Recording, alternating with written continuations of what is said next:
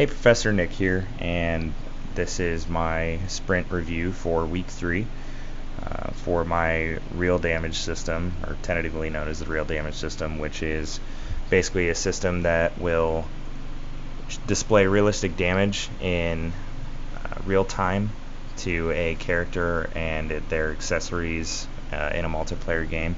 So in other words, if a character gets shot, then you'll see, the tear in the clothing, the singeing on the actual clothing, the anatomy of the bullet wound, and for a slash, obviously the torn clothes or the scratch marks upon a armor piece if there is actual Kevlar armor there in the way, and burn marks for an explosion or anything like that.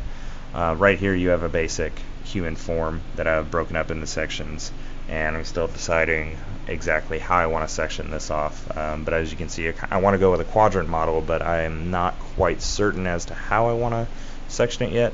So on the left you see kind of more of a triangular formation for the quadrants, and then on the right you see more of the traditional squared off quadrants, and I would be doing this for every major muscle, kind of breaking the, as you can see, I kind of break the arms off into the forearm, the bicep, tricep area, and then the shoulder.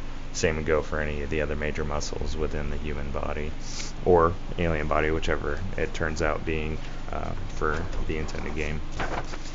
Next we have just kind of a basic rundown of how the animation would go for if the character is running and they get shot by a bullet. You want to be able to see the animation, but it'll also cause a limp or for their stability to go down.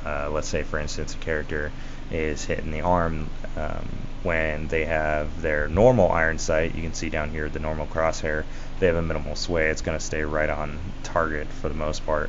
And if they're hitting the arm, the crosshair is going to have a heavy sway in a figure 8 motion. And for those that have fired a rifle before, you kind of know that once you get that fatigue, or if a weapon is heavy, you get that sway a lot quicker. So and then finally is just some more concept art on the battle rattle, the Kevlar gear that I want to create in 3ds Max and Photoshop for my prototype character, how I want the plates set up, and down here for the gloves and everything. I still haven't decided how I want to section off the hands.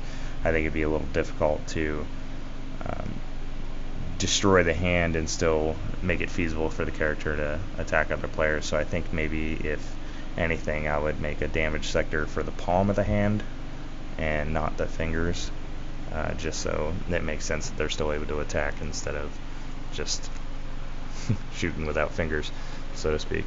Anyways, that's kind of, I had a little bit more with Photoshop, but like I said, my computer kind of took a dump on me, so I'm trying to recover everything if I can. I will add it to this later, or I will send it to you in an email.